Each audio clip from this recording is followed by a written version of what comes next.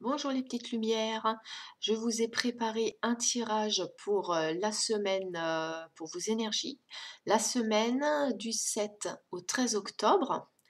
J'ai choisi cette semaine pour vous une carte avec un message. Il s'agit de l'oracle des esprits de la nature. Donc vous avez un choix entre trois cartes différentes. Pour vous aider à faire votre choix, je vous ai mis un petit support.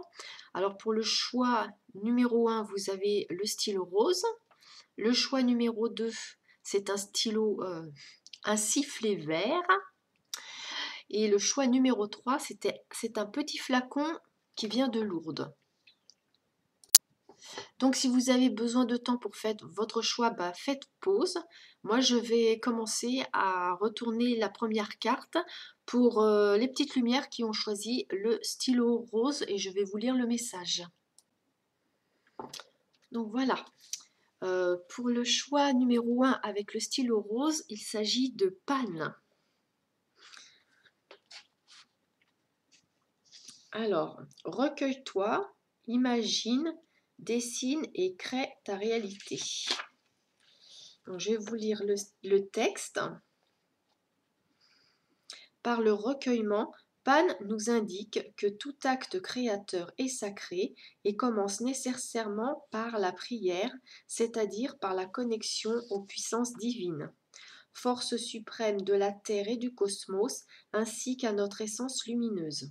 Cette démarche est essentielle car sinon notre ouvrage se limite à une projection de notre mental. C'est alors que l'inspiration descend et fertilise notre imagination. Nous n'avons plus qu'à nous laisser guider pour arranger le tout dans la manière que ce soit par le dessin ou une autre technique. Il s'agit là d'un début de concentration qui trouvera son accomplissement dans la réalisation finale. Ceci est valable pour la création de toute œuvre artistique ou, ou autre, mais aussi pour nous-mêmes. Fais de toi ta plus belle pardon. Fais de toi ta plus belle œuvre. Voilà le grand projet, le projet d'une vie. Et c'est à celui-ci que se réfère particulièrement Pan dans son message, notre réalité variant selon notre regard lui-même, tributaire de notre état intérieur, c'est bien à cela qu'il faut s'atteler. Donc voilà pour votre message. Donc c'est la co-création, hein. Dès qu'on a une idée, on co-crée. C'est pas plus compliqué que ça. Ça peut aller de la chose la plus simple à des choses plus élaborées. Mais à partir du moment où on a une idée qui nous vient en tête, on fait de la co-création. Donc c'est dans notre intérêt de co-créer des choses positives. Voilà pour le message de Pan pour le petit stylo rose. Et maintenant, on va passer au choix numéro 2. Alors, pour les petites lumières qui ont choisi le sifflet, il s'agit du volcan. Je vous le lis. Alors, on nous dit: respire au rythme du cosmos, accorde ton âme au chant de l'univers et va, transcende-toi, puis fusionne avec le tout. Alors, le petit message: faisant partie intégrante du système vital de la planète, l'esprit du volcan en suit le rythme et l'évolution. Il en adopte aussi le point de vue et s'ouvre au mystère du cosmos. En nous connectant à lui, nous dépassons notre réalité propre à un habitant de la Terre pour devenir un citoyen de l'univers. Il nous offre la magnifique expérience de la transcendance. Il souhaite ainsi nous montrer que nous avons, nous aussi, le potentiel d'être des antennes cosmotelluriques et que nous pouvons aider Gaïa en grandissant. Alors, je crois que j'ai pas su une ligne. En grandissant, il s'adresse à notre âme qui chemine et lui rappelle qu'elle a le rôle précieux de jouer, qu'elle a un rôle précieux à jouer. En respirant, nous permettons aux énergies cosmiques contenues dans l'air d'entrer dans la matière, de densifier et d'intégrer notre corps terrestre. Oui, c'est important de faire des respirations longues et de bien remplir nos poumons. Les respirations profondes, c'est très important et c'est très bon pour notre santé. Ça serait bien qu'on y pense à en faire tous les jours. Je continue. C'était entre parenthèses, hein. Le faire en conscience et au rythme du cosmos soutient l'évolution de Gaïa qui va pouvoir assimiler plus facilement les nouvelles données en provenance directe des aînés. Dans le même but, notre âme est sollicitée. Il lui est demandé de s'accorder au chant de l'univers, c'est-à-dire à la suite infinie de vibrations émises par celui-ci. Nous devenons alors à l'image d'un instrument de musique, captant et jouant une suite de notes inspirées par des forces supérieures. Notre existence en est transformée, l'individu s'évanouit et laisse place au grand tout. Ce message souligne une étape importante dans l'évolution de chacun.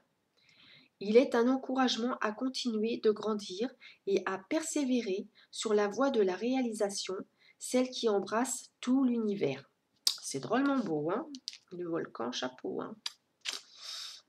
Et le mot-clé, c'est fusionner. Fusionner avec le grand tout. Voilà les petites lumières du volcan. Maintenant, je vais passer au troisième choix, le petit flacon. Alors, pour les petites lumières qui ont choisi le flacon, c'est la carte du néant. Alors, le néant, je vais vous la lire. Fais le vide, deviens le vide, sois le vide, car il n'y a que dans le vide que tout est. Donc ça, c'était la petite phrase pour résumer le texte, mais je vais quand même vous lire le texte. Alors, il n'est pas très très long.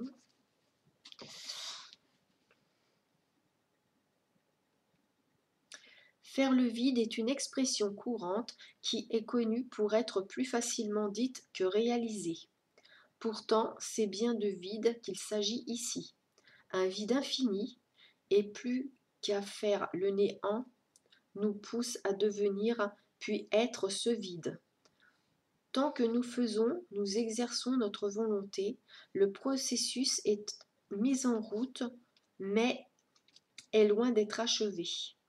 Dans ce vide, point de volonté, point d'intention ou de sensation, point d'observateur neutre non plus. Nous disparaissons en tant que personne, nous nous volatilisons. Et c'est parce que nous ne sommes plus que nous commençons à être.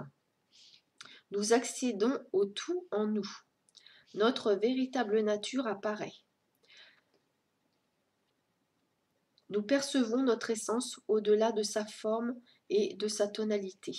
Le vide nous révèle à nous-mêmes dans un non-agir total.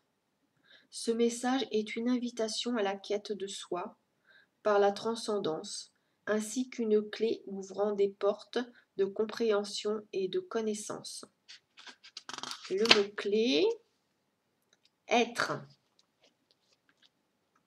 C'est joli ça aussi, être. En fait, c'est quitter la personnalité pour être l'âme que l'on est. C'est en fait faire le vide, faire le néant, c'est méditer en quelque sorte. Enfin, moi, c'est comme ça que je comprends ce message. Voilà les petites lumières. Donc, j'en ai terminé avec votre message par rapport aux oracles des êtres de la nature pour cette semaine. Je vais faire une autre vidéo que je vais enregistrer avec vos tirages des énergies comme je fais d'habitude pour la semaine qui va d'aujourd'hui, du 7 octobre jusqu'au 13 octobre. Voilà les petites lumières. En attendant la prochaine vidéo, la suite, je vous embrasse, je vous souhaite une très bonne soirée et je vous dis à très bientôt. Bisous!